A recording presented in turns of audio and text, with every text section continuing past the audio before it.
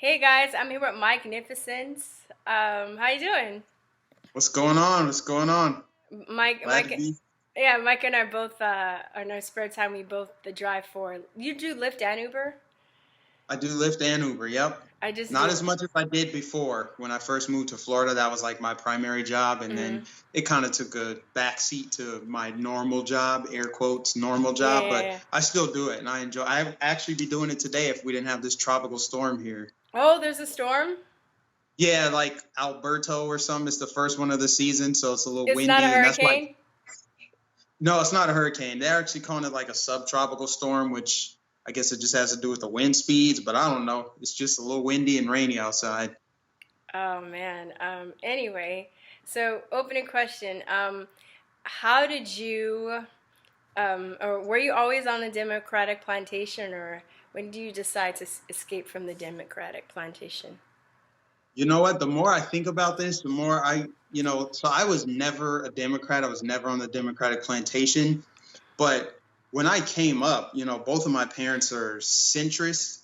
Neither of them were really supportive of one party or the other. They really just kind of let me think for myself and expose myself to new ideas. And I saw very early in life that like the Democratic way was the way to go. That's all Black people voted for. That's all I heard people talk about was Democrats. But I've always kind of been like that person that goes against the grain. I never really wanted to just follow the crowd. And so I kind of questioned a lot of those things and those beliefs. And I just always wondered why like Blacks thought a certain way. It just seemed like a monolith early on. And I was just like, why is it that way? Because I went to a white elementary school and Mhm. I had a bunch of white friends, and I was like, I don't really feel the racism that everyone's talking about.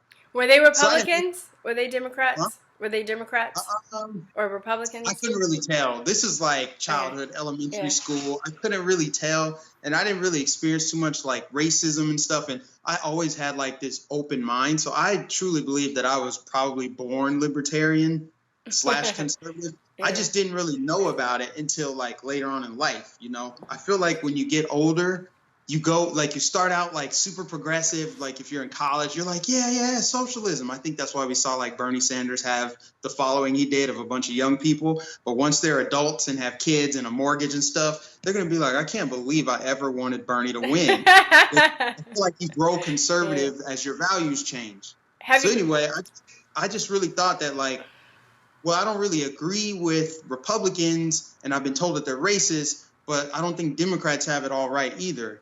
And it wasn't until Trump won that I actually like took the red pill and started listening to right wing ideology and like understanding their core values. And I was like, this makes way more sense to me than what I've been hearing growing up. So I pretty much blocked out everything from the left, every single thing. I like locked myself into a right wing echo chamber so that I could like essentially catch up with everything else that was out there because I already knew everything that Yeah, Democrats had.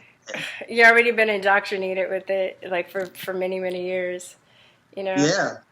No. Have you ever heard that saying that says if you're a liberal when you're younger, if you're not a liberal when you're younger, you have no heart, and if you're not a conservative when you're older, you have no mind. You have no brain. You have no You have brain, no, and something like yeah, that. Yeah, I yeah, have heard that. And it's just crazy, I feel like every day I learn more and more and more. Like when I learned that the party switch was a myth, I was like blown away by that, because a lot of the reasons why I never jumped on the Republican bandwagon or started thinking conservatively or even looking into it was because I had been told that Republicans are racist, that they don't like blacks and oh yeah, they of course. civil rights. And then when I grew up and find out like actually that's a lie, and not only is that a lie, it's easy to disprove because like Yeah, you're basically saying that okay, Republicans or Democrats became Republicans and that was the party of racism and Jim Crow, but that was a completely different political ideology. Republicans are for small government, individual liberty, free market.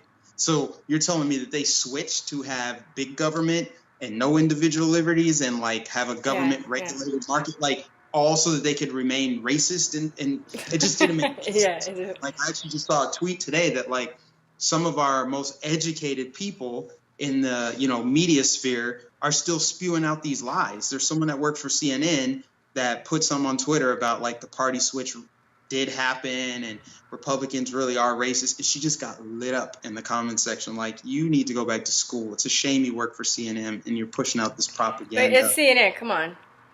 I know. Like, but still, it's CNN, but like the average person still thinks of them as a legitimate, credible news source. That's why I think I always come back to CNN, because I was a CNN supporter. Not a supporter, but like, that was my source of truth before I knew the truth.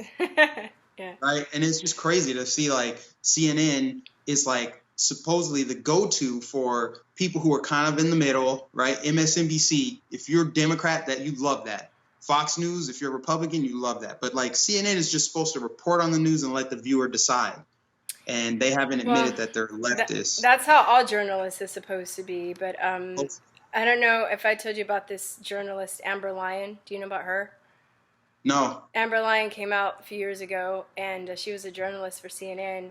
And she found out that the country of Bahrain was paying CNN to promote positive stories about them.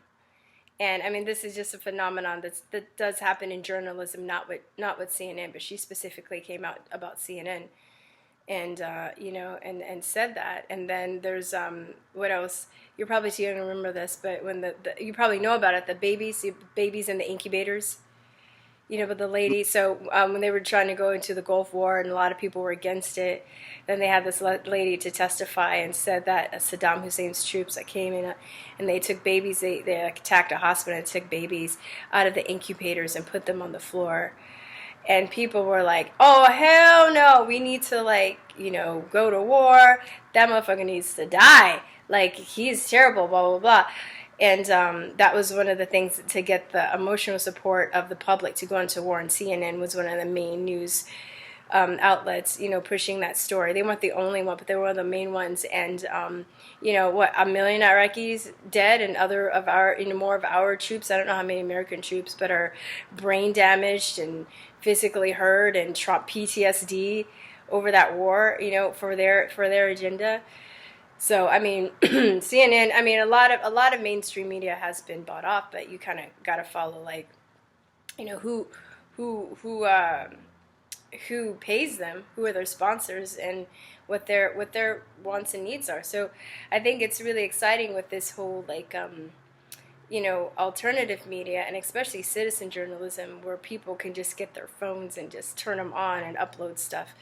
And this is why they're trying to censor a lot of us, because now they don't control the narrative and they can't keep us in fear like they used to.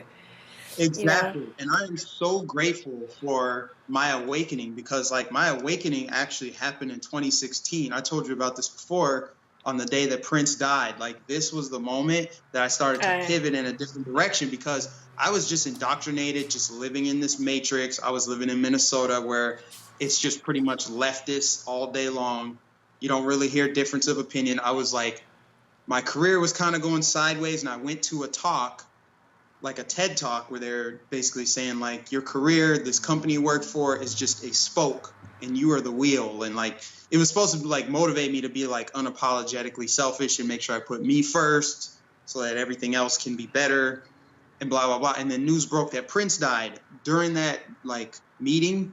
And I started talking to my buddy after work. Everyone was going crazy because, Prince is from Minnesota. And he started talking to me about conspiracy stuff. He's like, you know what? I honestly think Prince got taken out. And he told me all this stuff. And that was the moment where I started looking into stuff. I was like, dang, that sounds interesting. I'm going to look that up. And then I got on YouTube.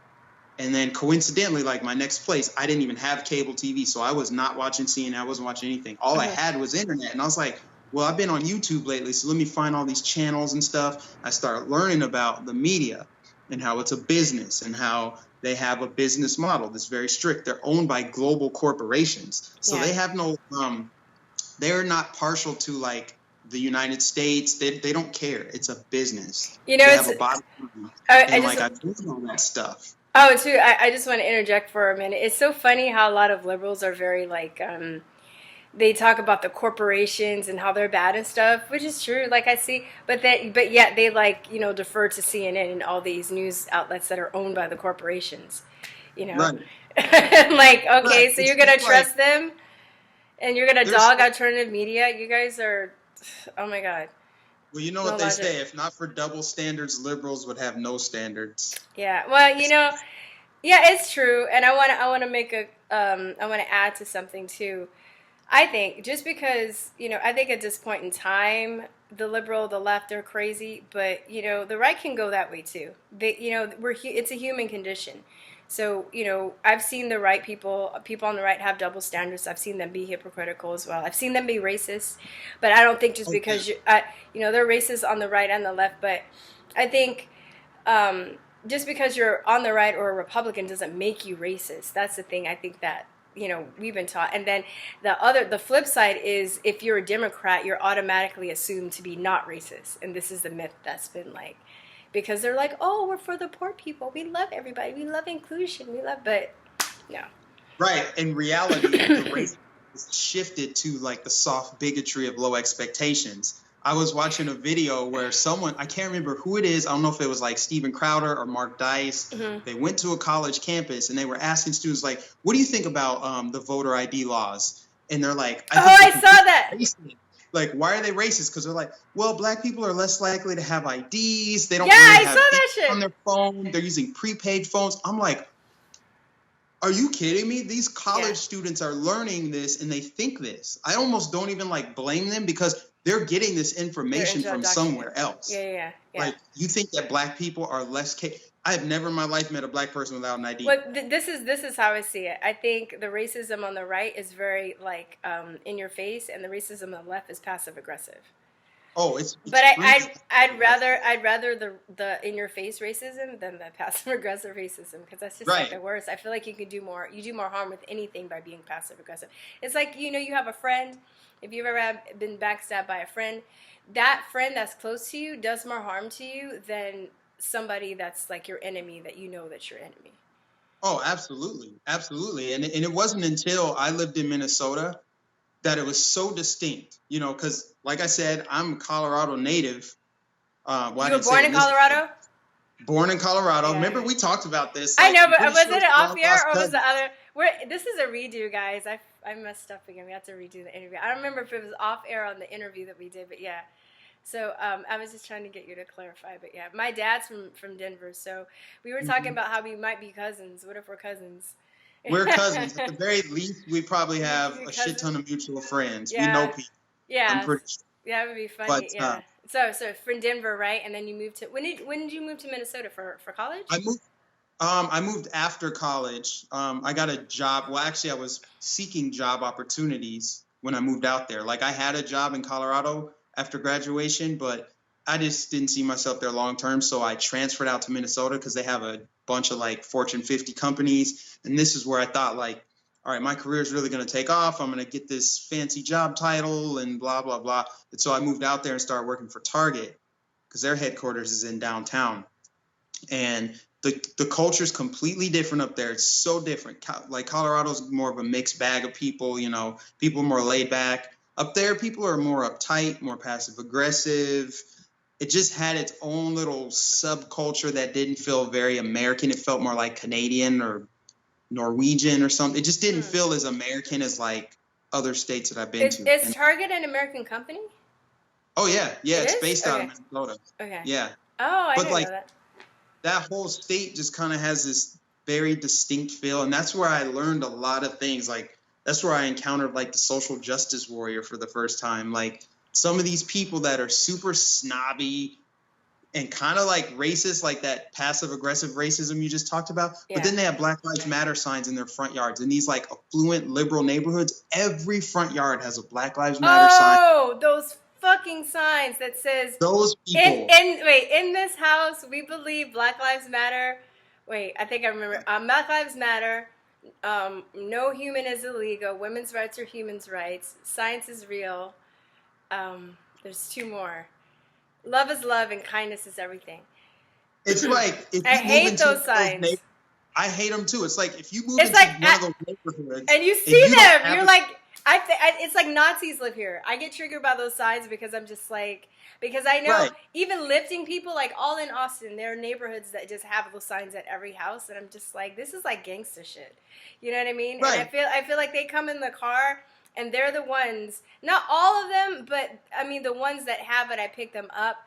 I know what to say and what not to say, and a lot of them, they try and instigate shit with me, and then they get like moted because you know, they think that I think like them because I'm black. Exactly. And it's like, it's almost like a stereotype. Really, you can pick it out. And it's like, if you were to move into one of these neighborhoods and you didn't get one of those signs for your front yard, that's like, they would probably think you're racist, you're bigoted. It's like putting that sign in your front yard is like a stamp of approval. It's like a participation. Oh, totally. It's like the body snatchers a little bit. Like, you're not one of us. You know, you must get this sign. Oh, dude, I saw one in Arabic the other day. I was like, for real? Seriously? Sad, man.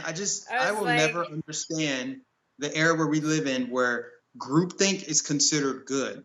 It's like differences of opinions are healthy, not harmful. But we see it as, a society sees it as harmful. It's like, here are the dominant views and beliefs, and they're listed out. And it's like, if you disagree with any of them, you are a bigot.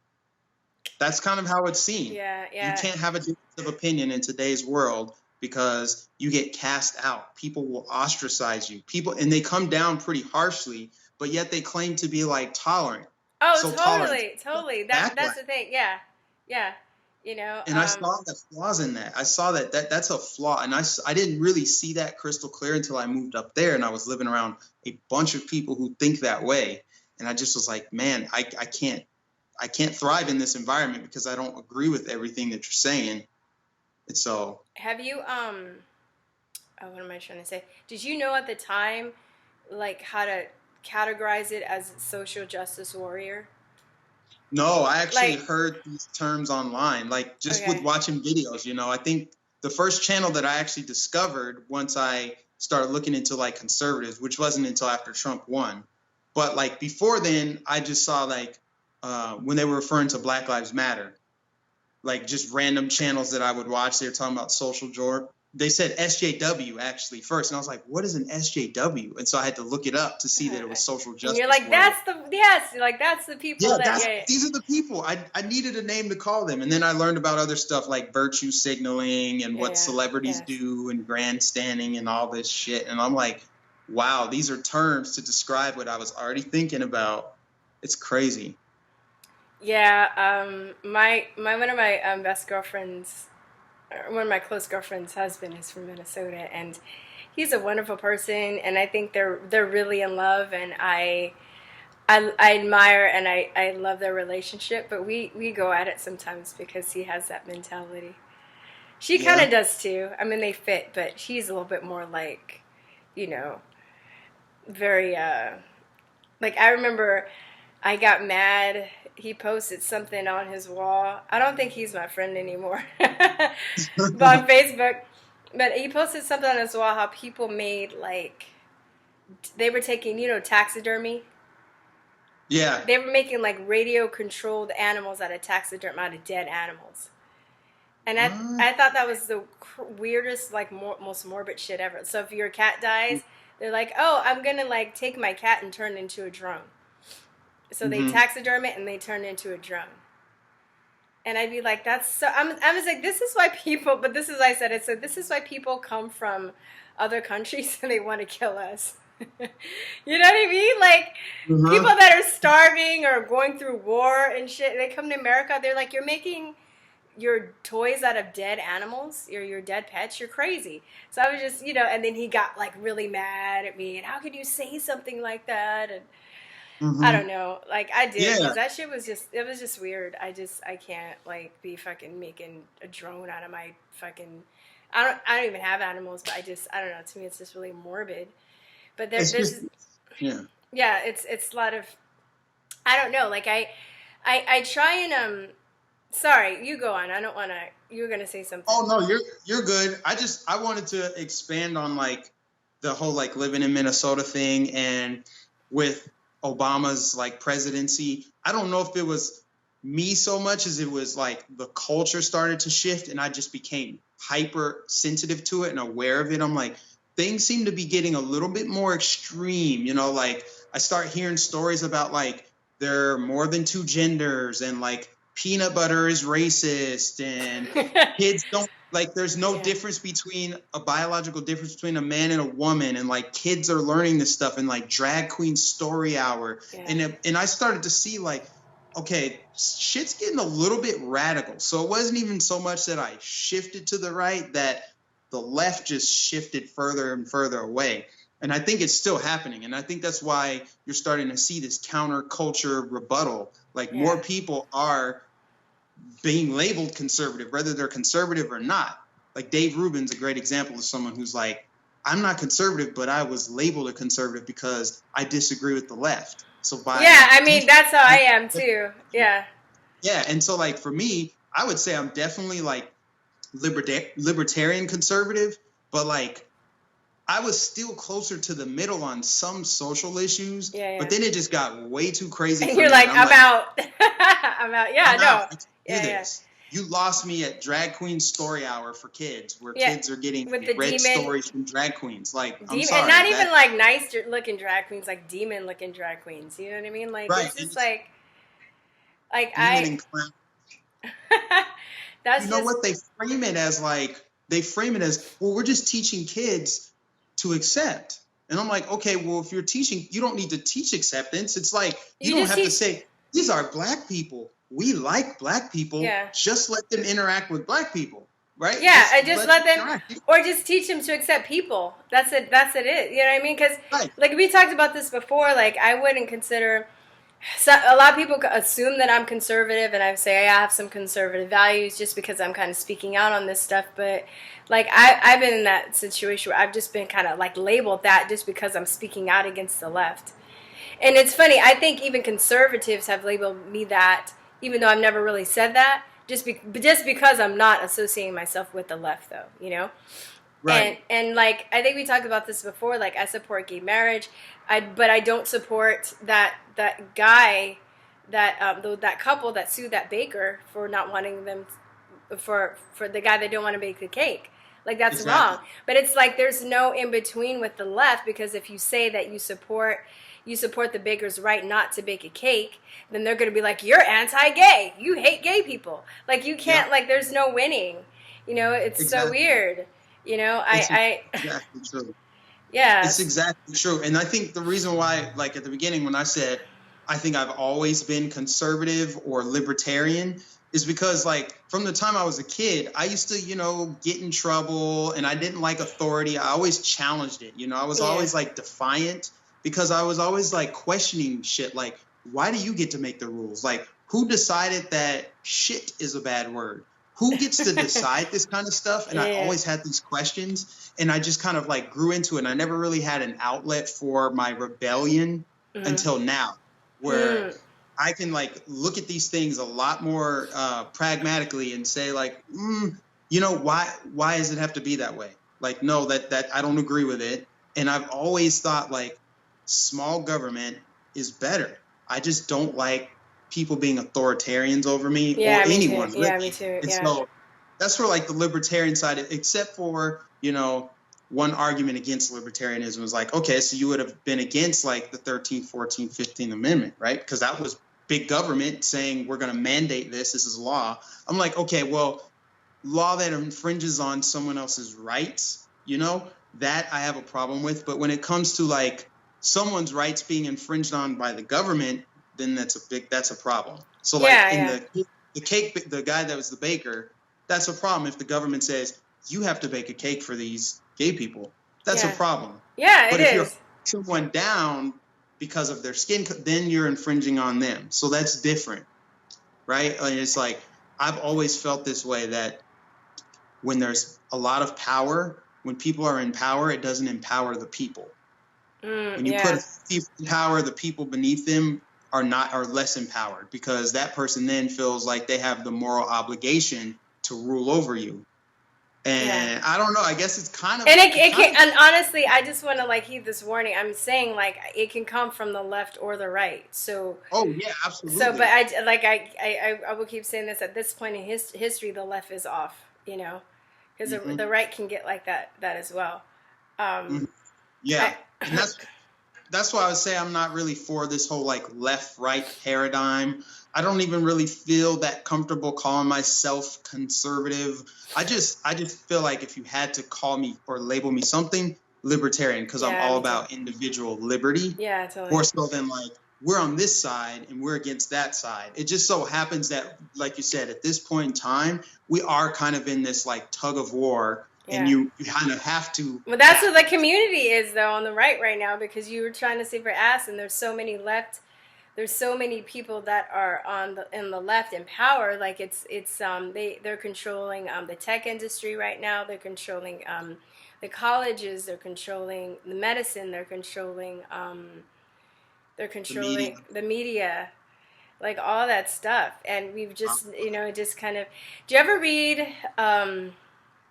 What is that guy? What's his face? Thomas Sowell? No. No, but I've seen I've seen his interviews. I really do. I haven't even read any of his stuff. I need to. I think he's brilliant, man. And chill. He's a cool dude. Yeah. But no, I'm going a little bit off the deep end.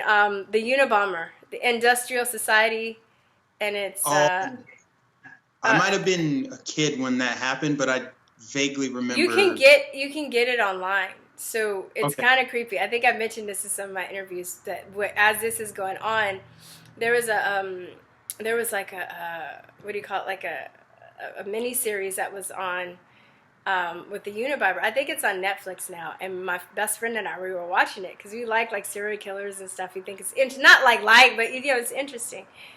Yeah. So we were talking about it. We were watching and talk about it, and it was so trippy because he basically was a genius, and he went to like Harvard when he was 15, and I think he went to Berkeley as he was like a teacher's assistant. But then he wrote this manifesto. It's called you can look it up, the Unibomber Manifesto, Industrial Society and a Revolution, or something like that. I don't remember the exact title. But wow. He's talking about this. He's talking about the how the colleges will brainwash social people. It's not called. They're not called social justice warriors, but it's called like leftist thinking.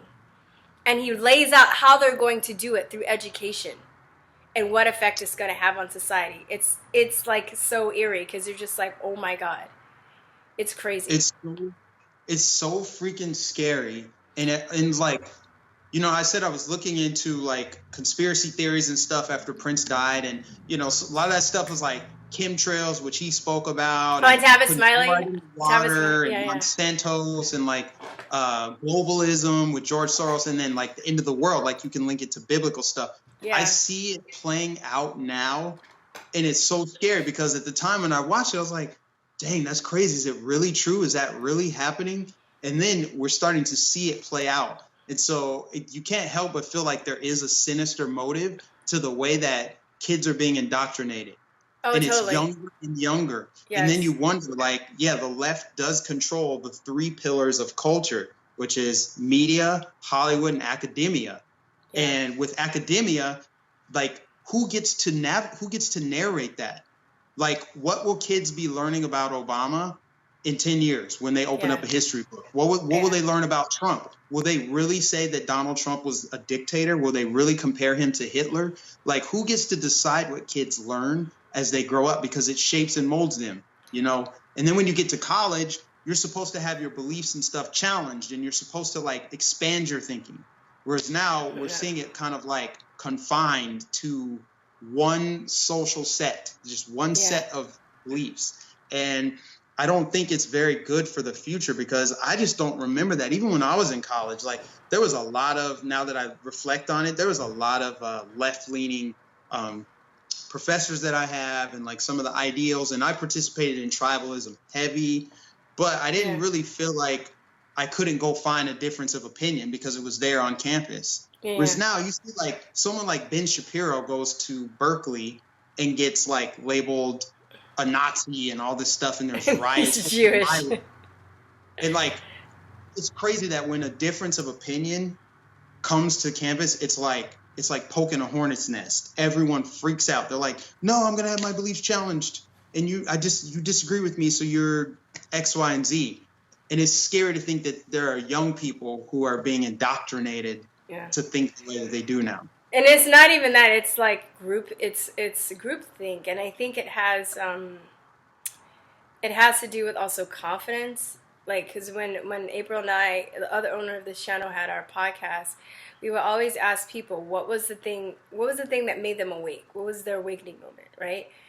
And we everybody had a different answer, but we kind of would talk about it amongst ourselves, and we always kind of like traced it also back to this thing about having the esteem, the self-esteem, to be able to not really care what people think. We all do still to a certain degree, but there are just so many people too that may even like have the thoughts that we have, but are so scared to come out against their, their surroundings, their friends, and think differently. Then they just kind of stay in that train of thought because it's safer, Absolutely. It takes a great deal. Oops, sorry, my table. I had to move it closer. So it actually takes a great deal of confidence, in my opinion, to have that difference of opinion and then express it. Yeah. And like in many ways, I'm still struggling with it because like I have my beliefs and my difference of opinion, but I don't always express it. Like I'm in a group chat with a bunch of guys from Minnesota, and they bash Trump. They're all anti-Trump, and they say a bunch of stuff in there. And I've definitely come to bat for myself and say, I basically hit them with facts every time, but then it becomes overwhelming when so many people disagree. And like, Yeah. I thought about posting one of my videos on Facebook because like nobody really knows about my YouTube channel or my Twitter because I just haven't put it out there yet. And I know that everyone in my Facebook world, they don't really know what my beliefs are. And because it's so controversial to support this president, I will lose friends and family. And that's like a confidence issue where you think about like, well, dang, I really like these people and I don't want them to like change how they view me because of the way that I think. But I also really need to realize like, all right, if they can't handle me having a difference of opinion, then they're not friends anyway. Yeah, and you're going to. I don't mean to be like a pessimist, but you're going to. And I mean, I've been through it. Like, I'm over it. I mean, I'm not over it. I still have feelings, but it doesn't, like, the more you do it, your skin will get thicker. And you don't, and since sometimes you got to pick your battles unless you always want to be fighting. I've learned that too. Just to, you pick your battles, because I have trouble. I have a few friends now, but I'm really outgoing. I'm always making friends. But since I've been living in Austin, I've had the worst time in my whole life, like, making friends. I could, if I hold my tongue and play the game, I can have tons of friends. But I'm fucking over that. I'm too over that shit. I'm over it. Yeah. Like, I can play by myself or do stuff by myself if I need to, just because I just don't. I don't think it's worth it. And I think a lot of those people too, like, they say they're friends with each other, but they're not really friends. They don't really have a deep connection with each other as well. It's more just like they're acquaintances and social. Yeah. Yeah. So I would say I experienced that a lot in Minnesota too, because that's where I moved to a place where I didn't have any friends, no one from childhood, no one from college even. And so I was kind of like thrown into this sea of people who were already groups of friends from like elementary school. And, I made friends, and I can honestly say like there were some friendships that I made there, but a lot of it was just surface level friendships. We would just be getting together to go drink or, watch the game, but they didn't really get to know me, and I didn't really get to know them that much outside of those activities. It didn't feel like a friendship that was like organic or something that was like really going to thrive.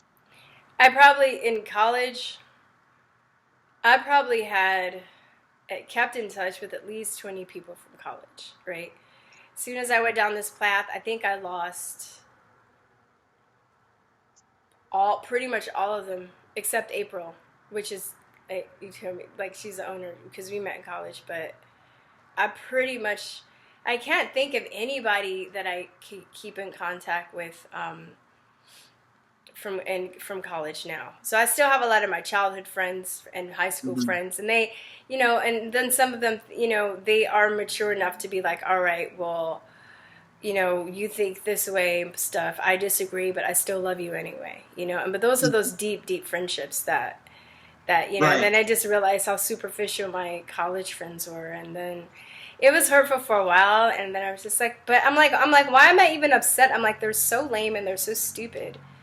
And, Right. you know, I just see them flipping out over stuff. And I remember, I think I actually just deleted my first Facebook page just because I didn't want to go back and delete all my friends and stuff. Not because I was afraid of what they think. It was just a lot of people that I had acquired, and also just through, you know, like living in LA and pursuing acting, you know.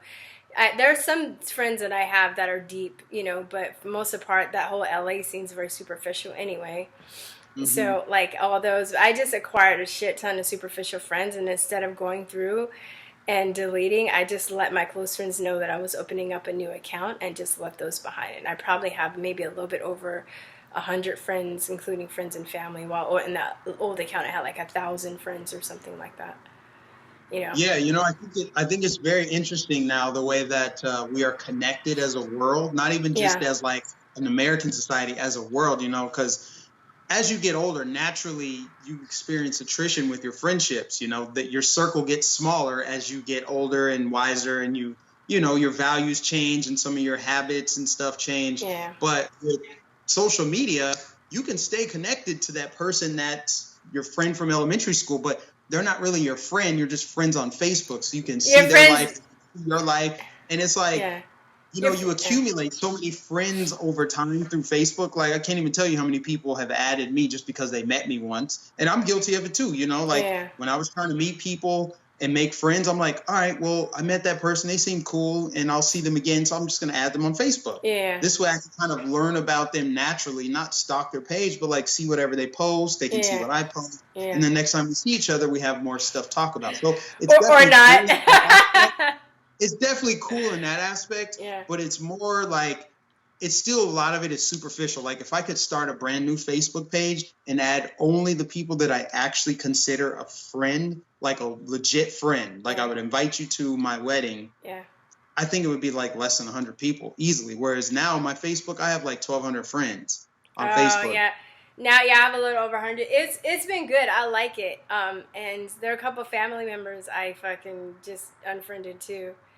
Just because one just went off on me, and it was sad, like, just because we were really close, and she just, like, flipped out over the whole Trump thing, and, like, called me up and was going off of me and telling me I was brainwashed because I'm in Texas. I'm like, wow, you don't even know what Austin is. Austin's, like, liberal. Right. But she's so, I mean, she can be ignorant in some ways, but she's just very, I don't know, like, I was really shocked, because she's kind of awake, too, I would say, in a lot of ways. Like, she knows about a lot of conspiracy stuff and everything, but I just, like, that whole Trump thing just kind of, like, I don't know, like, she just flipped. She flipped out. So I don't even know if we'll ever be close again like that, you know, but. Well, you never know. You never really know, but yeah, like, it's interesting that social media is such a tool where you can see the direction that people are going in that you couldn't tell before. Like, our parents, they didn't have this stuff. So, like, they would just hear about, like, oh, you know, so-and-so's on drugs. I saw him the other day at the store. Whereas now, like, you can see someone's pictures change. You can see the kind of stuff they post. And I've had to, like, block family members on Facebook just because I'm like, I don't really want to see that kind of shit in my timeline. Well, you can unfollow them. Can't you unfollow them without blocking them? Yeah, that's what I mean. Like, unfollow, not block, but like unfollow their posts, or just be like, wow, man, like, it's crazy what that person's into now. Yeah, because you just trigger. You get triggered. We all get triggered. I get triggered too. And it just like. Yeah, we all get triggered. I'm sure even the short friends that I have now, they probably unfollowed some of my stuff. But I'm not really on Facebook that much anymore anyway.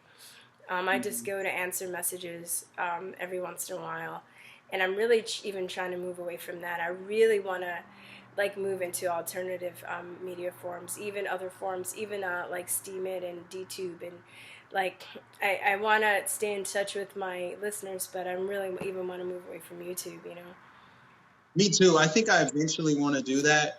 For now, I feel like YouTube is a great place for me to build a following, because it's such a familiar platform. That's true, but if you're starting now, you should try and build both platforms at the same time and start trying to move people over. which I'm gonna start doing. Oh, look at my shirt. Oh, it's it's Conspiracy realist. yeah, it's I love backwards. It's backwards. Yeah. No, So, I can see it straight up. It says oh, you conspiracy can? realist. In my Yeah. view, it's backwards. So. Oh. Yeah. Yeah. It looks backwards. Anyway. That's awesome. Yeah, I made this. We used to sell these for our. Anyway, I'm all like promoting. So what were we talking about? We're talking about friends and all that stuff, loss and family, and how they. Do you have any family members that support you? Or you're like the only person that's kind of like the black the black sheep of the family. The black Trumper. I think I'm probably the only one. I would say that my dad, he's not a Trump supporter. He thinks Trump's an idiot, but he definitely sees the flaws in both parties, and specifically the flaws in the left and the Democrats. And I think he trusts the media too much because he comes from a different era. He comes from an era where you turn on the TV, you open the newspaper to get your information. Yeah. And I'm coming from an era where it's the information age, where everything is available to you, including street footage, like someone recording an event from their cell phone. Yeah. They have no reason or no way to like spin it or to edit create it. Yeah. narrative. They can't formulate it before they send it out. They're just like, here's what's happening on the street. Whereas ABC News is going to say this and this and this is happening, because they have to have editors look it over and stuff before they bring it out. And so my dad trusts that more. And I'm like, Dad, no. So we had to kind of debate. But anyway, I think I'm the only one that's a Trump supporter. You have any siblings? Do you have any siblings? I have an older brother and an older sister, and I know for a fact my sister doesn't support Trump. She doesn't. I think she's starting to wake up to the Democratic lies, and she sees, because now that Obama's not in office anymore, you kind of look back and be like, well, what has changed from the time Obama was in office to now Trump is in office? Yeah. What happened over his 8 years? You couldn't really tell while he was in office. No one was really even paying attention. They just assume Obama's in office, so everything's going to be okay. Yeah. But now that Trump's in office, they're kind of forced to think about what it means to not have Obama in office and what it means to have Trump in office. And that's why I ultimately embraced Trump, because when he won, I actually did not support Trump. I wasn't against him. Yeah, you're kind of same as I was. Yeah. He's too much of a wild card. I mean, if Hillary wins, she's corrupt, but at least she'll just keep things going smoothly. She knows more about politics. But then after he won, I was like, well, I'm open-minded. Let me look into this. Let me see what Trump's about. What is he really about? Is everything they said about him true? And then I started to find out it was all lies. Yes, we kind of have the same path in that aspect too. Because I think I've said before, I didn't vote for either of them, and then when he won, I was like, oh shit, I just didn't want Hillary to win, but I just thought she was gonna steal it, so I didn't really see the point in voting, because I was like, that evil bitch, she don't steal it anyway. That's why I was just like, and then and it's funny because people got mad at me for posting stuff talking about how the media was lying about him. I wasn't even saying that I supported him necessarily yet, but they were just mad that I'm pointing out the lies of the media. And I also think, there's a lot of ego involved in this too, where a lot of people don't want to admit that they're bamboozled. They've been bamboozled, Mm-hmm. And that they've been lied to for a long, long time, So I don't know. I'm really blessed too. And I see everybody living in fear and thinking that oh, he's a dictator, and they'll say that stuff, but then they'll be like, oh, we should take away the guns. I'm like, but he's a dictator, but you want to take away the guns? Okay, I mean, right. A lot of this fear is programmed. I think there's a small percentage of fear that's natural, right? Like if a grizzly bear is running at you, naturally you're going to be in fear.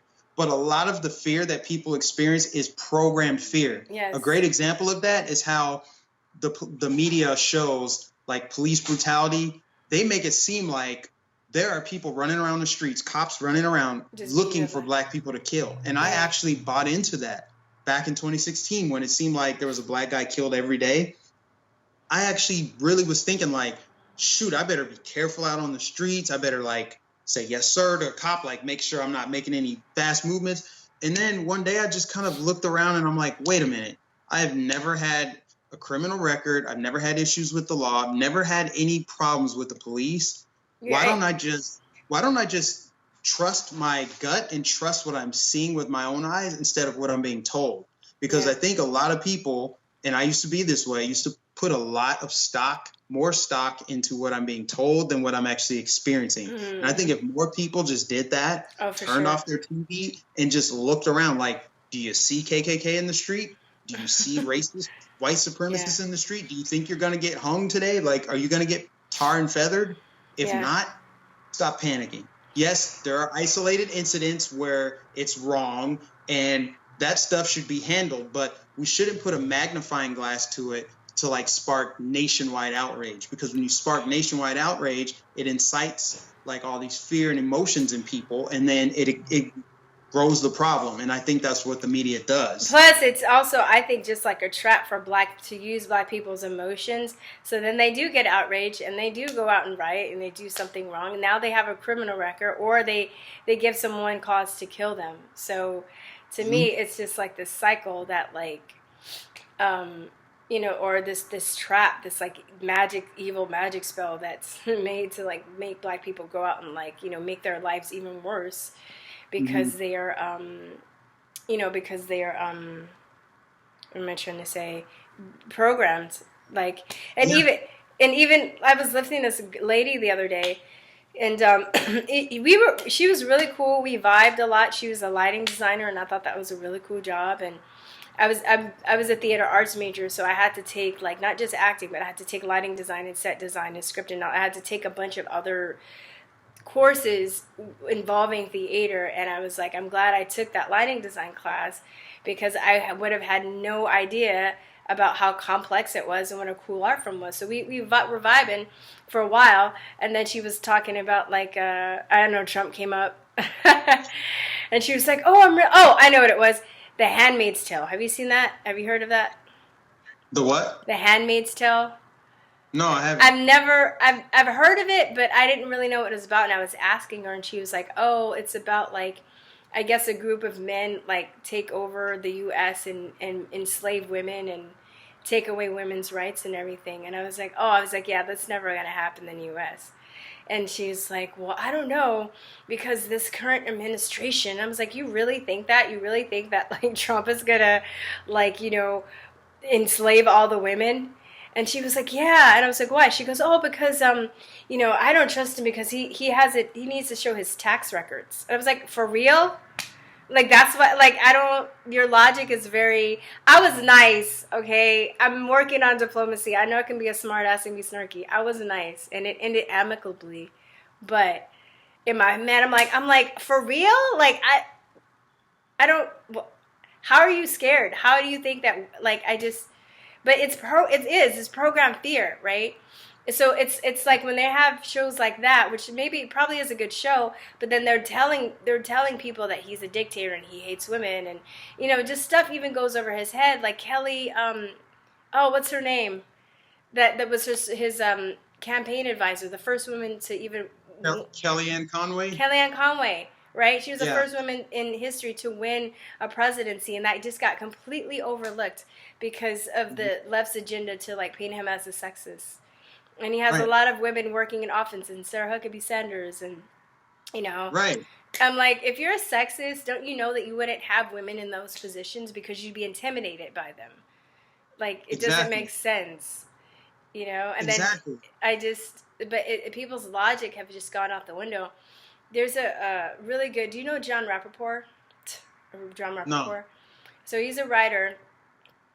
He appears on InfoWars sometimes, so you've probably seen him. But he's an excellent writer. He's like an old school OG journalist, okay? And he did this, if I can find it, I'll send it to you. He did this really good report talking about also in college. So we were talking about earlier about like how college and how they're using, like they're brainwashing people through academia. Not only that, they're also giving a lot of college students like SSRI drugs and antidepressants and stuff, and how that messes with your brain chemistry. Mm-hmm. And and when you're in that state too, you are more programmable, per se, because they're antipsychotics. They're like they're more You know what I mean? So you're more Yeah. easily if you're on these drugs, your emotions and your hormones are out of whack. You're more, you're more unstable, and you're more likely to be programmed with fear. Easier to be programmed with this fear that you're talking about. Yep, exactly. You're exactly right. And it's like I feel like it can all link back to some form of conspiracy that we're seeing play out right now. And ever since I woke up and I had that moment of like truth, I've looked beyond everything, looked beyond politics. I looked beyond everything that we see to see that this really is like a matrix. And you see glitches in the matrix. Like a black conservative is a glitch in the matrix for a lot of people. They're like, what? What do you mean? What do you mean you support Donald Trump? Right? As soon as I tell someone I support Donald Trump and then they know the reasons why, it's like a glitch in the matrix for them. Yeah, they're like, they can't, they're like, Right. It's like they have a temporary brain malfunction. Like, I don't even know what to say. Like, there's so much to say. I don't even know where to begin with it. And that's what I think I'm going to have that conversation with my brother when I go to Colorado. I know it's inevitable. He's hardcore liberal. I know he talked about Obama's legacy before. And, I just couldn't go there with him because I'm like, I don't think Obama's the greatest president ever. And why should I? Tell me why I'm supposed to think he's the greatest president. Tell me why I'm supposed to be super happy. Yeah, he was the first black president, but that has nothing to do with my life personally. It doesn't affect me that he was black and was also president, other than like, wow, America's come a long way. But his actual policies didn't benefit me. Oh, totally. But people don't look at policy. They play politics like sports. The left and the right does that. They don't really look at policies. I'm trying to be more like that now. But like for people like my parents, I understand what was really important, especially my mom growing up in the Jim Crow era.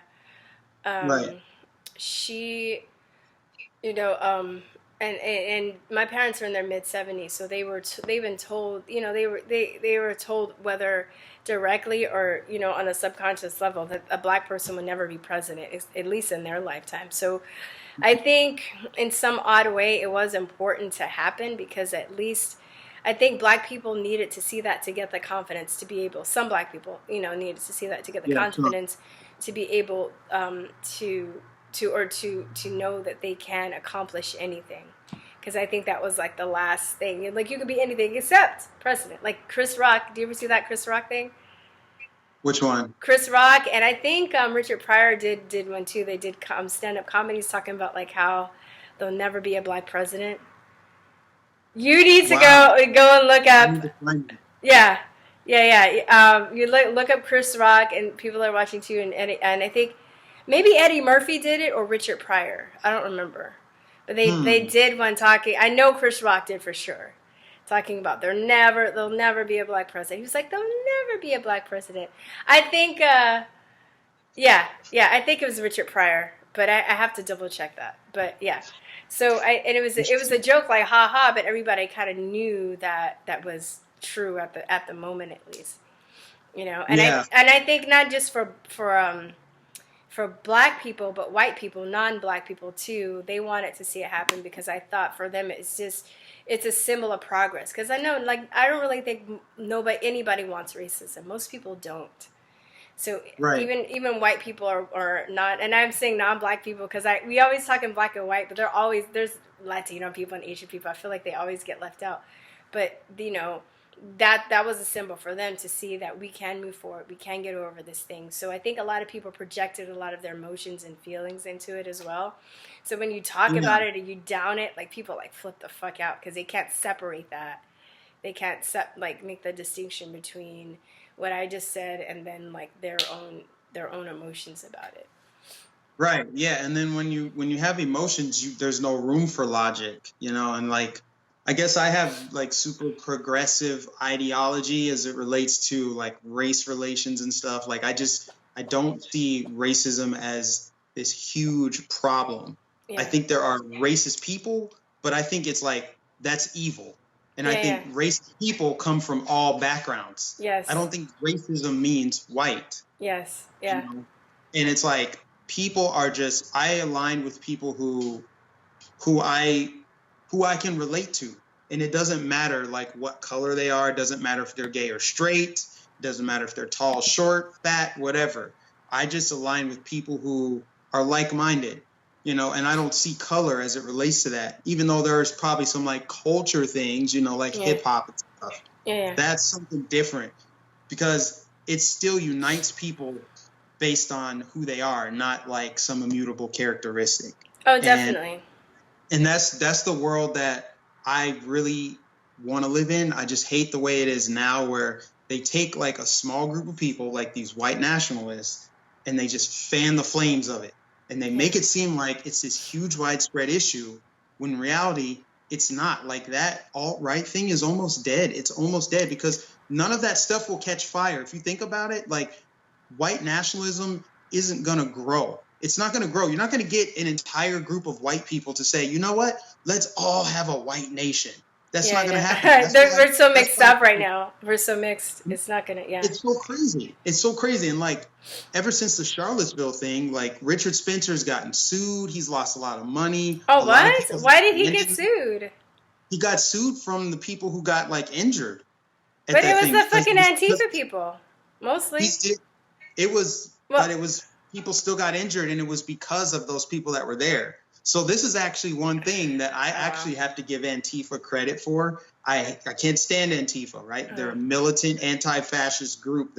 But they are fascist. Yeah. But one thing that they actually did was they helped to kind of stamp out the alt-right, because they were like infiltrating them and going online as like women to pretend that they want to meet these white nationalist people, and figuring out where they were meeting and holding rallies. And then they were camping outside of those rallies and like getting them shut down. And like a bunch of people would show up, and there would have to be cops there. And then that's where you got the Charlottesville thing happen, because Antifa actually went after them. Well, I mean, but I have a question though. You don't think they're allowed to have rallies?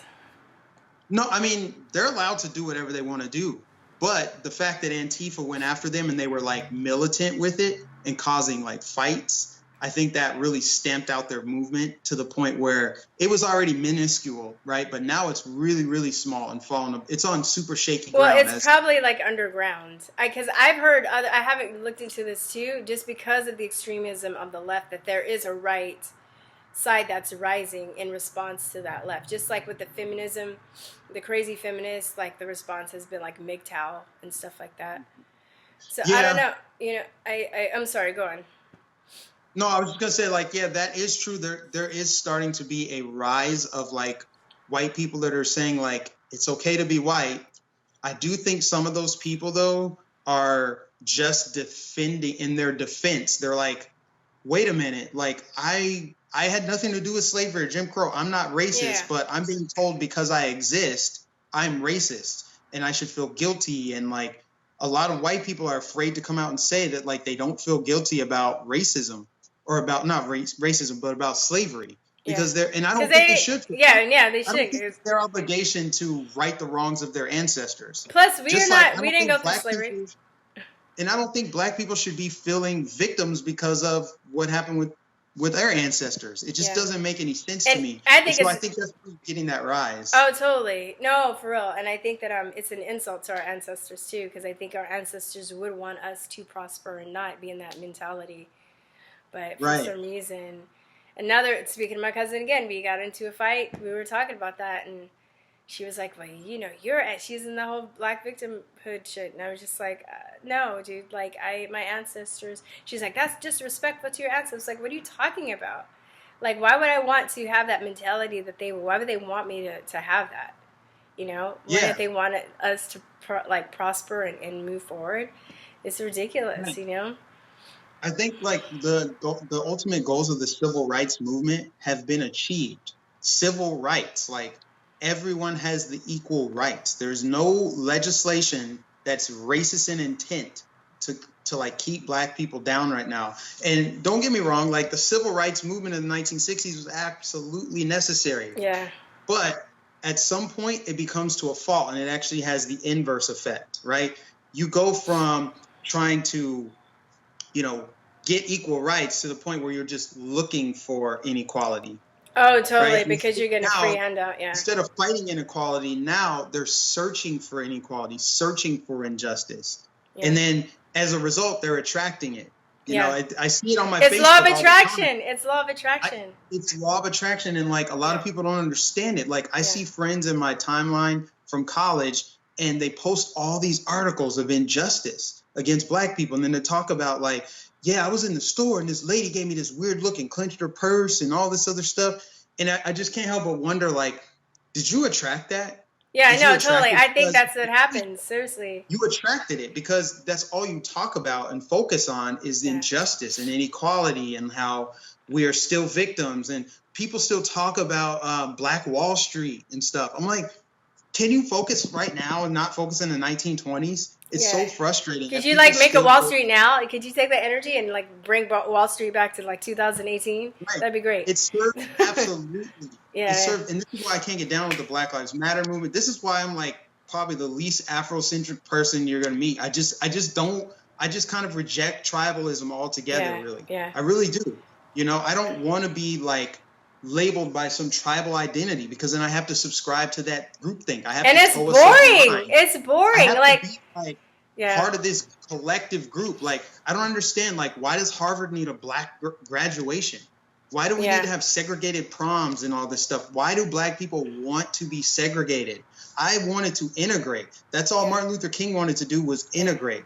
That was the whole point of civil rights is we want to integrate in culture. We want to integrate. We want to be a part of this. We are equal. So we want to be treated as equal. But then blacks want to be like, not all. But blacks want to be like in this little group and like close off to the rest of society and have like black own this, black all that. Like that's not even like good business practice to have black only something. Like how's your business going to grow if it's for blacks only? I don't even really understand. Like, assimilate people, get out into the world. That's what I did, and it changed my life. Oh, for sure. And I think that a lot of people don't, a lot of just in general, speak about black people too, they don't feel like they're part of the world. You know what I mean? Like, they don't feel like they're part of the universe. Like, there is this black travel group, I think it's called, like, No Madness, where that gets together and they take trips around the world. It's just black people, right? And you go and you travel, I don't know, Indonesia, Europe, Asia, stuff like that. And I joined it because my friend was a part of it, and then I'm just like, I can just fucking go. Like, I don't even need, like, I don't, like, you know what I mean? And I went and I lived, I think I told you, I lived in Taiwan for 2 years. And it was the coolest thing I've ever done. And I always talk about it. Like, I love it. In fact, I had the student that was like, man, you always talk about that. And I was like, that's great. But okay, but I'm making a point. But I was like, yeah, because it's one of the coolest things I've ever done. I just had so many insights on so many levels about myself, about the world and everything. But I was walking down the street one day and I see this African dude. And we were talking and he was like, yeah, Taiwanese people are racist and they don't like black people. And I'm just thinking, I'm having a totally different experience than this guy is. And then he was like telling me how he lied and he told these people at the local bar that he was Kobe Bryant's cousin and how he gets like free like liquor and stuff. And I'm just thinking, yeah, you're just a dick. Like, it's not because you're black, you're just a dick. And they were like 3 other black men in my company at the time, and they weren't having issues like that, you know? So you could say maybe, you could make that argument, maybe because I'm a woman, I'm smaller, than people were more open to me. But even the other black men that I was working with that were living there at the time in my company weren't really having that issue. And I think, you know, there's like this huge, and there was this other dude that I was following on YouTube, and his name is Moses. And he's a polyglot. He knows a lot of languages, and he's black. And he was saying that when his girlfriend was Taiwanese, and when he moved to Taiwan, a lot of black people were like, you don't want to go over there. They don't like us. They don't even like black people. I don't even know why you want to go over there and stuff like that. Yeah, and he was just like, I'm so glad I didn't listen to them. Because if I did, like, my life would totally be different. Yeah, and that's the thing. And this is why I want to just preach individuality, is because when you start to think of yourself as an individual, you almost instantly forget about your blackness, or you put it down on the pedestal. It's not on a pedestal for you anymore. You no longer see it as a shelter to retreat into. Whenever something doesn't go your way. Like, oh, I didn't get that job. It's because they're racist. Oh, that lady was mean at the register because she's racist. You know, you start thinking of yourself as an individual, someone that's unique, someone that can do whatever they want, someone that was divinely created for a purpose on the planet, not to be a part of some collective, you know. And that's what I think a lot of people are stuck on, is just that like group think and that tribalism of like, this is how it is if you're black. This is your worldview. Here are your glasses. Put them on. Put the I'm black glasses on. And I don't want those glasses. I never put them on.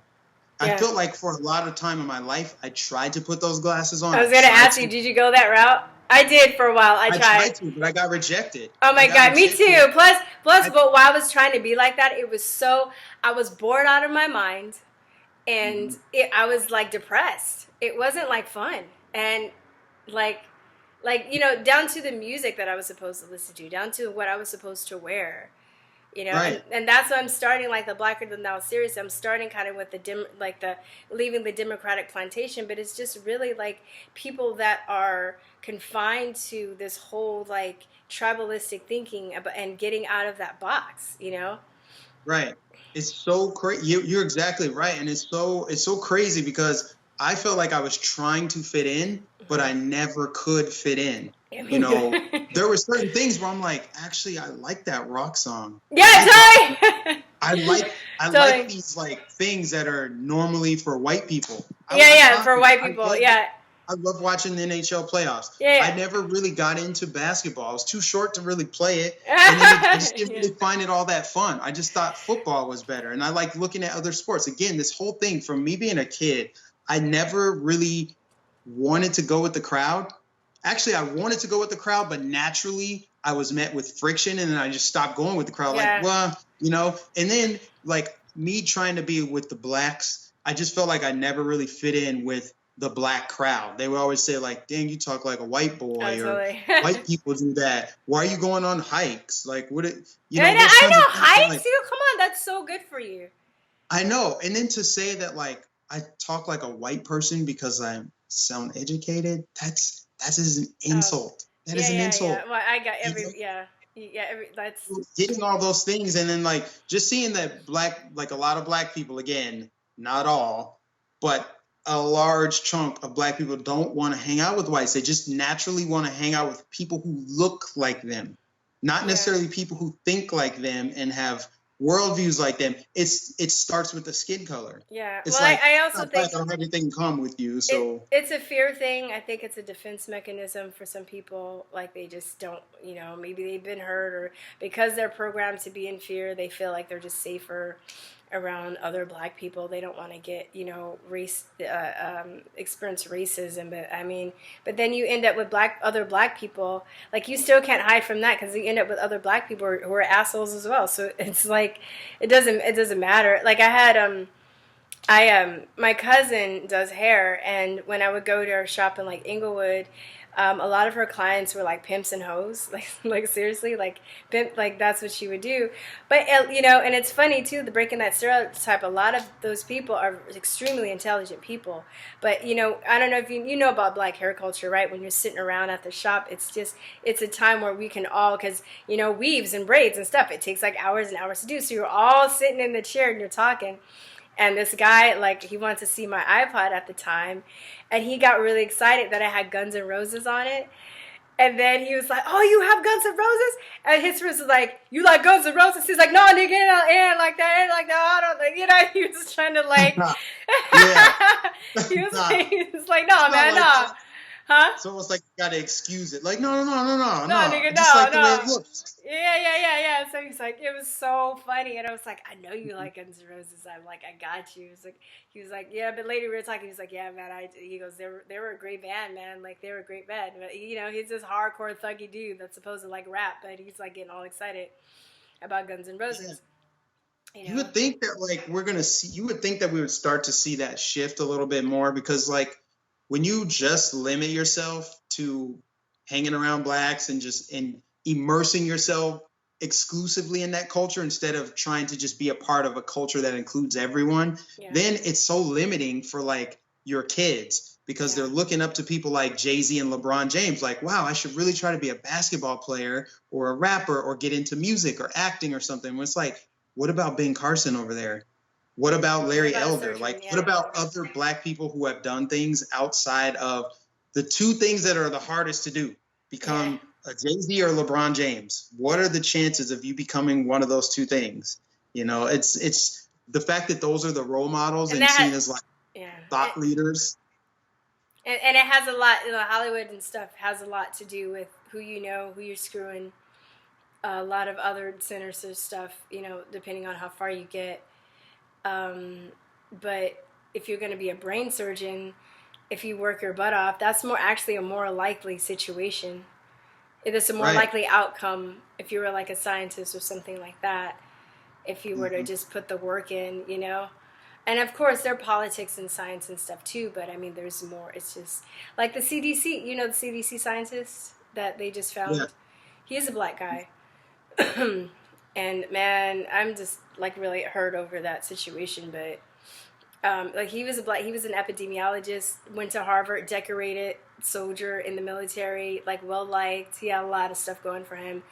And then if you ever hear the thing about the gay frogs, you know, Alex Jones. Yeah. What was that theory? What was okay? So the guy, there's a guy actually. There have been other scientists that have attested to this in other parts of the world about how the chemicals in the water are causing you know, mental issues and you know, hormonal changes and stuff in people. But this one particular guy, scientist, he was Black. He worked for Berkeley. And he was doing some research for Syngenta, because a lot of, I don't know if you know, but a lot of scientists, they get their money either by like teaching, or they get their money by, they're funded by whatever corporation, right? So they have to ask for funding. They can't just, you know, anyway. So, so Syngenta was using this herbicide called atrazine, and they would spray it on the plants, and then it would, you know, whatever, the runoff would go into this nearby lake, which had frogs in it. So the frogs, actually, he observed them as they were developing, and they would mate with the opposite sex, but the more and more, and he had them tagged, right? He had like numbers on them, so he was able to see, like it was the same frog. So the same frog that was mating with the woman, the more he got exposed to atrazine, he actually, the other frogs started to mate with the same sex. They became gay, so gay frogs. So either their sexuality, either their gender completely changed, or they became gay. So and that's like never been recorded before. This is a Black scientist in Berkeley. Wow. Yeah, I should put. I can't say I'm gonna like make a notebook and say I'm gonna put this in link, put that in links. Maybe I can put that in the links too. But this guy, so he was a Black scientist, and I was showing this to my dad, and he was like, "This is incredible." He's like, I don't know if I'm more amazed by the information or the fact that he's a Black scientist, you know, and it's kind of like sad because you don't really see that. You see, you know, more Black people. He started dressing like in plaid, getting cornrows and dressing like a pimp, because as he started to talk about this information, they tried to come after his career. He had death threats and everything. So. Wow. And this was in the New Yorker. This is on like liberal mainstream. Like the New Yorker did an article on him, and Democracy Now! Did an interview with him. His name is Tyrone Hayes. So so Alex Jones gets it, and he's talking about that particular interview, and then you just see clips of him like banging on the desk with papers and be like, he turns the freaking frogs gay. But the thing was, if it's in the waters and getting our water supply, what is it doing to us? If it's turning frogs gay, you know, people experiment and do vivisection on frogs and animals and stuff because they want to have an idea how it's going to affect human beings. So if it's doing that to frogs, how is that affecting us? It can't be good. Right, it can't be good. It can't be. As I'm drinking water from a filter, I drink non-fluoridated water. It's just, I don't know. Ever since, and I got to figure out my eating habits are not where they should be, but I do know, I'm consciously aware of like all the chemicals and stuff that's in food and how it's bad for us too. But it's like I kind of have to balance it out because I can't just be like this health nut and just eat Whole Foods and stuff. I'm like, But it's because I grew expensive up too. eating pizza and it's still delicious. Even Yeah, if well, it's I mean, terrible for me, it's still delicious. what you It's do my is life. eat like healthier pizza, you know, like Yeah, if you're not gonna do gluten, like Domino's has a gluten-free option.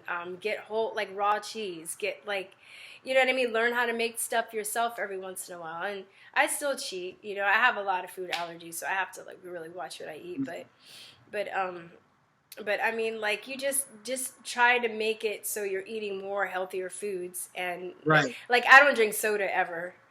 Yeah, I think I had a cream soda, but it was like a more of a natural cream soda. You know, if you're gonna do sodas, then do like cane sugar and not high fructose corn syrup. So there are ways to do it. You just have to be more. The more you know yeah. about food and what you're putting into it, and then you can also feel the difference, how it makes you feel.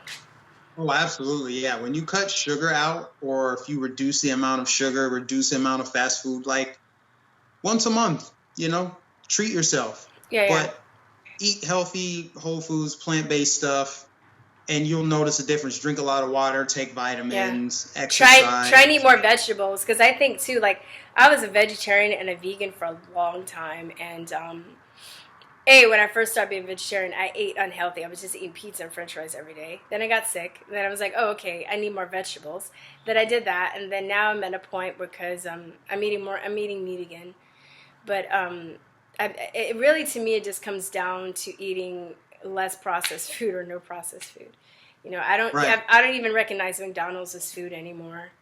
They have so much chemicals in their food. Even though it tastes good, I'm not going to deny that the food tastes like the bomb, but it's not food. It's not food. They had that pink slime incident. Man. There's been so many things with McDonald's. Oh, man. And then, it's funny because it's like each like item that they had, I was just like, okay, well, I'm not going to eat hamburgers from there because of the pink slime. Then something came out about the fillet of fish, and then the buns. You know, like that what they use to make the bread for the buns is this like rubber component that they used to put in yoga mats. Mats. Subway did that too. Yeah, and that's why it does decompose. So I was like, but damn it, I can't have a fillet of fish. Then something came out about the chicken nuggets, and I was like, but damn it. I was like, well, you know what? At least I can have fries. Fries are okay, right? And then it comes out that they spray their potatoes with this chemical that you can't even go in the room for 6 weeks. Oh, wow. Yeah. I didn't know about that. So then they put it in sugar water. That's why they taste so good. But I'm just like, oh my God. I'm just like, I can't even so I don't eat from McDonald's anymore. You know what's so crazy to me that I never understood? Why do they need to do that? Do you ever go to the store and get like orange juice and then they add sugar? I'm like, why did you ever need to add sugar? Like if you never introduced sugar, people wouldn't know the difference. They'd be like, wow, this is how orange juice tastes. It's naturally sweet already. So why are you adding sugar to it? I just never understood why they have to add stuff to it to make it taste different. There could be a conspiracy. There could be a sinister part in it just to get... Well, you know what? Sugar just makes things taste better. It makes it taste even better. That's what it is. But if that's all you knew was orange juice, for example, if that's all you knew without the sugar in there, you wouldn't know that it would taste better with sugar. You'd just be like, you would just accept it for as it is. Because if you buy an orange and eat it, you're not adding sugar to that orange before you eat it. You're just eating the orange. Yeah. So like, it'd be one thing if the orange were like lemonade, right? I get why you need to add sugar to lemonade, but you don't need to add sugar to like orange juice, apple juice even. There's just, it doesn't make sense. Juice, yeah. And then they add like not even real sugar. It's like this high fructose corn syrup, which is worse, way worse for you than cane sugar. But it's cheaper. It's cheaper. Yep. But it makes you crave, like McDonald's and the soda and stuff and all that. It makes you crave other unhealthy junk food too. That's why a lot of people like have trouble losing weight. And I've told people, it's weird because people don't want to listen to me because I'm not fat. They're like, what do you know, skinny bitch? But I have a lot of friends that are health nuts. I have a couple of older friends that have their own health shows and stuff. And they know a lot about health. So I know the high fructose corn syrups also gets in like your body. I can't think of a particular part, but it makes it harder for you to lose weight, and it also it adds some more cravings, so you want to eat more junk food. Yeah. And it is cheaper. It is cheaper, there's some worm called like candida, I guess. Yeah, yeast. Mm-hmm. A lot of sugar. Mm-hmm. Yeah. Well, I think a lot of people kind of have that issue too, because what we eat, like we just eat so poorly, and we don't, we think of, and then also people eat in a rush, they don't really have time to make food. I still eat out every once in a while, but I also make it a part of my regimen at least a few weeks to have some salad or something that I made, so I'm not dependent on fast food. It's not so right. Yeah, because you can easily get into that cycle, and it tastes good, like it tastes great, so when you're busy and you don't have ready-made food or you don't eat healthy food, and I'm like, I'm gonna go to Jack in the Box, I'm gonna go to McDonald's, I'm gonna go to whatever, and it's cheap, and especially they have like the dollar deals and the two burgers for $1 and stuff like that, then you're just gonna be like, it's like reward. And you guys have Whataburger down there in Texas too, so that's a whole nother struggle. Oh really? That's not it's not a southern thing? No, I think I've only seen it in Texas. Oh, down here okay. in Florida, we have Checkers. Checkers? Do you have a White Castle? No, we had that in Minnesota though, where I lived. Minnesota has White Castle, and they have a place called Culver's. And that's like a Wisconsin-based place. It's so good, so good. Mm. Down here, we just have like Checkers, and we have like Raising Cane's, which is like, no, not Raising Cane's, Zaxby's. It's kind of like Raising Cane's. I think they're under the same umbrella. It's like chicken finger fries. Chicken finger. Do you have? There's Zaxby's here. They have. Do you have In-N-Out? In-N-Out. No, we don't. I think that's only a West Coast thing. Oh, really? They're starting to have some in Texas. There's 4 in Austin right now. I think they're trying to open it up in Colorado too. Oh man, they actually have the highest quality of standards for their food, though. So really? if I were to eat any fast food, I would probably eat In-N-Out and Chick-fil-A, because I think their standards are pretty high. For Chick-fil-A. And then there's also like pseudo fast food that you can get, like Chipotle. Yeah. That stuff. That's pretty good. Yeah. Deep fried and processed. It's better for you. They use natural ingredients or close to it. You can't get no like tacos for $2 at Chick-fil-A. I mean at Chipotle. At Chipotle. Actually, you can. You can? So like, that we're not really supposed to eat as much food as we do, right? Yeah. If you go to Chipotle and just get a single taco, I know that doesn't sound like a lot of food, because most people, when they go to Chipotle, they're starving, they're really hungry, so they get a bowl or burrito. But if you just get a taco, it's like $2.59. And they put like a healthy amount of food in there, a substantial amount. You can get an extra scoop of rice. It kind of like will explode out of the shell because the shell's so small. But you can actually get Chipotle on the cheap. I've hacked that menu top to bottom. Trust me. Okay. I spent a lot of time. You're like, how can I make this work? How can I make? I like getting quesadillas, but those are kind of expensive. But that's what I love. The quesadillas. Those are expensive, but I don't think a lot of people know you can just buy a single taco at Chipotle. You don't have to get all 3. One taco is like $2.59. And I'm like, this is pretty good. This is the same as a burger in terms of like, if I just needed a snack real quick. Yeah. That's not bad at all. Like with tax. Yeah. With tax? Like Chipotle is so good, man. That's really cool. So what else? We're about to wrap it up. What else do you want to say? We were talking about fast food. We've covered so many things. I'm just trying to think, like, when we did the video the other day and you told me it couldn't be uploaded, I was like, I'm not going to panic about this, because there's never a shortage of things to talk about. There's always something to talk about. So, like, I'm just thinking, like, current events that are going on right now. So, like, down here in Florida, we had the, Publix. You guys don't have that. Oh, yeah, I saw half your video, and then I had to stop because I was driving. I was doing Lyft, and then I was watching because it was slow, and I was like, oh, shit, I got it. I was like, it was like, ding-a-ling. I'm like, fuck. I So I didn't finish watching it, but I saw that. Yeah. Yeah, the Yeah, Publix, so the like, David Hogg. So tell them about that. so, David Hogg, he organized a protest where students or people would just go into a Publix and lay down and die. It's called like die out. Go in the store and lay down. So there's pictures of them doing that. And Publix at first stood their ground, but now they caved. They caved, man. I'm so pissed off. What is Publix? Is it like a Target? Is it like a... It's a grocery store. It's like a higher end grocery store. So like you'll pay more for the same thing there than you would at Walmart, but they also have like exclusive own brand items and stuff. And they have like a higher end deli, bakery. Is it like Whole Foods? It's kind of like Whole Foods, except how Whole Foods has their own brand stuff. Like it's Whole Foods brand. This place you can still get like Ocean Spray cranberry juice. You can still get the stuff you would get at Target, but they have their own exclusive stuff too. And then like the quality of their stuff at their deli, which they're really known for their deli. They have really good subs. That stuff is like really, really good.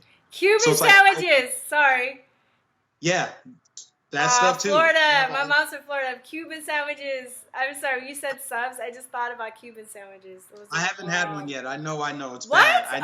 You live there. You got to get a Cuban sandwich. My grandmother eventually I would get one. Would bring those from Florida when she would come and visit. I'm zeroing in right now on the Cuban sandwich. I got to find the best place to get one so that my first time trying it, it's great. But yeah, so David Hogg organizes protests for Publix or whatever. And I didn't think it was actually going to turn in anything. Yeah, me neither, when I heard the video. They caved. So how many people showed up? Huh? How many people showed up? I don't know how many people showed up at the store, but it looked like, from the picture he took, it looked like there was probably about 15 people laying in the produce section. That's it? I don't know if they were scattered elsewhere through the store, but it wasn't just for people to go in and like lay down. It was boycott Publix. Like if you go grocery shopping, go somewhere else and then put your receipt online of where you went so other people know where to go instead of Publix. So between the boycott and them going into the store to do like the actual demonstration, it made them come out and give a public statement. And I said in my video, like, this is a employee-owned company. So like you're actually hurting the wallets of the people that are checking you out at the register. And they do so much for the community. They hire special needs people. They give to charities all the time. Like they are known for their charitable work. It's because they give to NRA, right? That's why? They didn't give to the NRA directly. They made a campaign contribution to a Republican who's like super pro-gun. Like he's all about the NRA. Mm-hmm. And so they backed him for some other things because he's in the agricultural business. Mm-hmm. And so it benefits them to like fund his campaign. But somehow it got tied to them roundabout funneling money to the NRA. But obviously, like anyone with common sense knows that that's not what they're in the business of. And they came out and made a statement like, we do not stand for or against NRA. We have our own special interests and they don't have anything to do with NRA.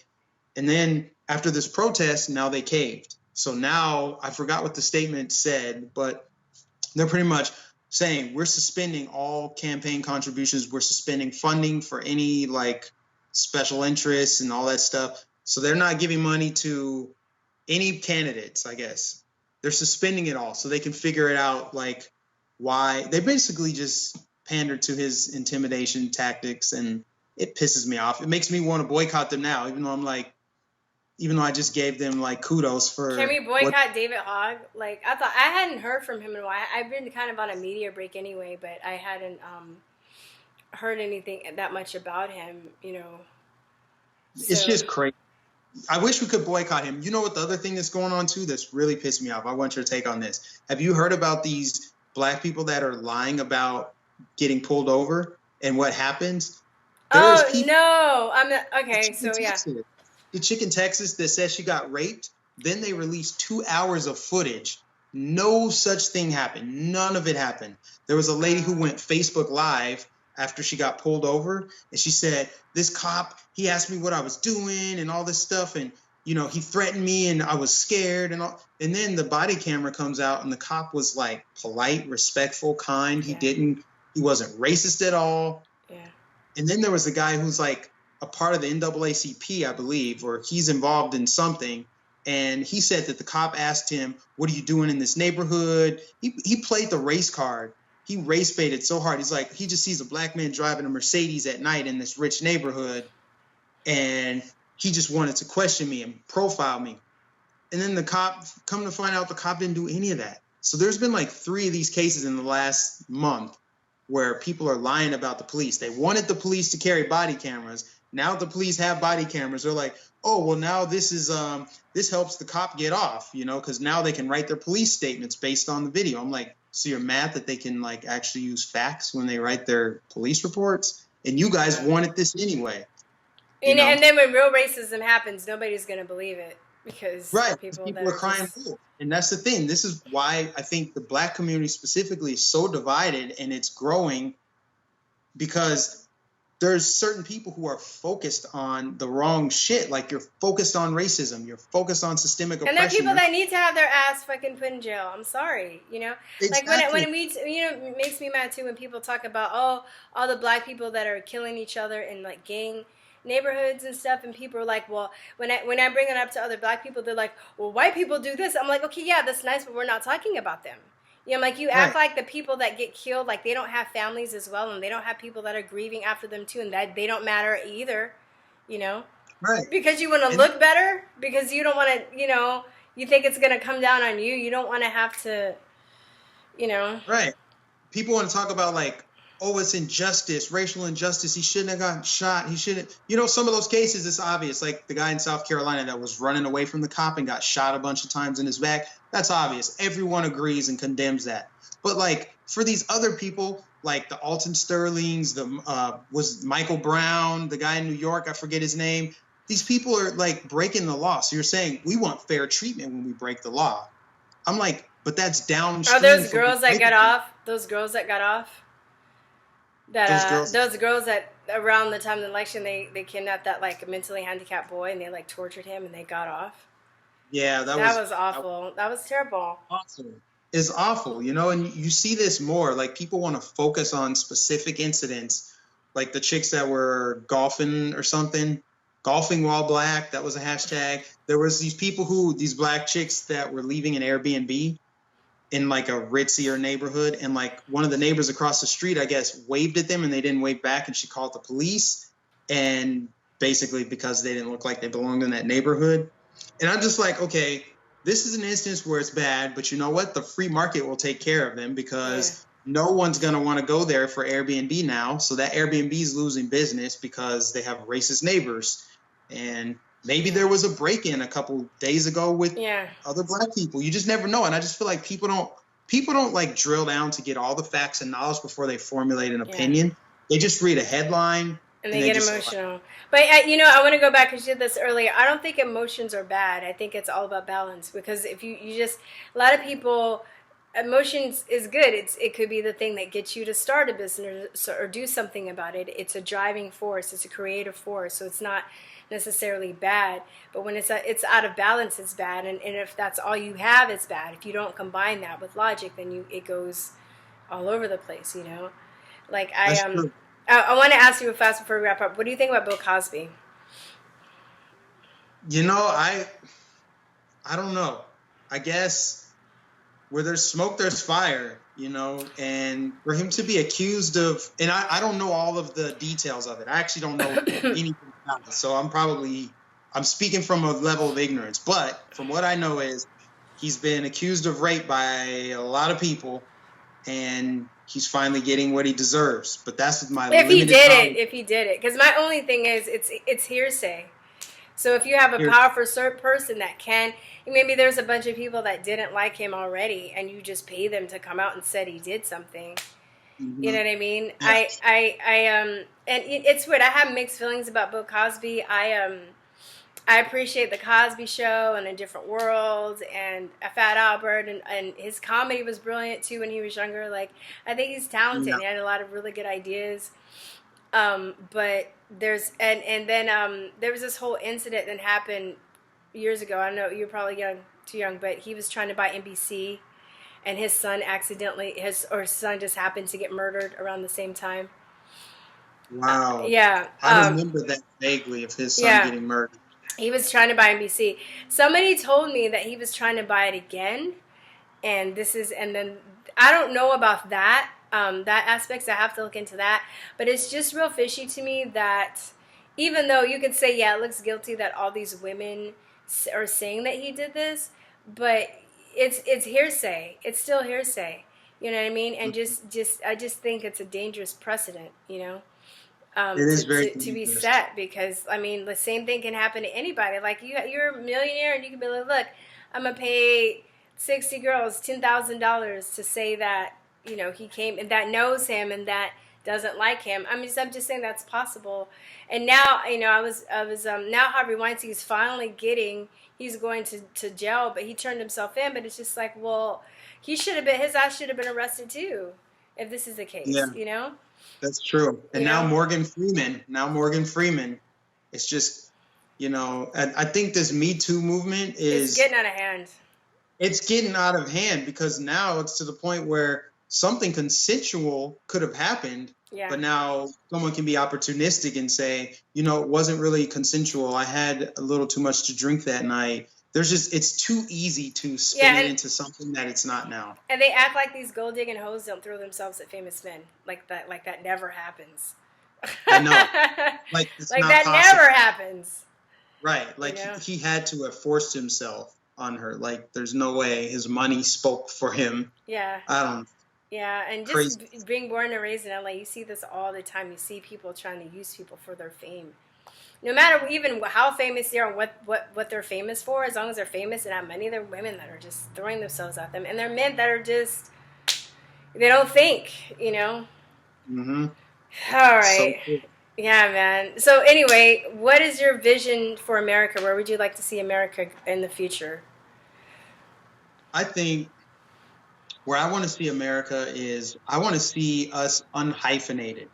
I want to see people think of themselves not as black or white or Hispanic or Asian, but as Americans. I would really like to see us embrace our Americanism, embrace our nation. I walk around all the time with Colorado hats on. I'm so proud. Like, I'm just proud of my state, of where I'm from.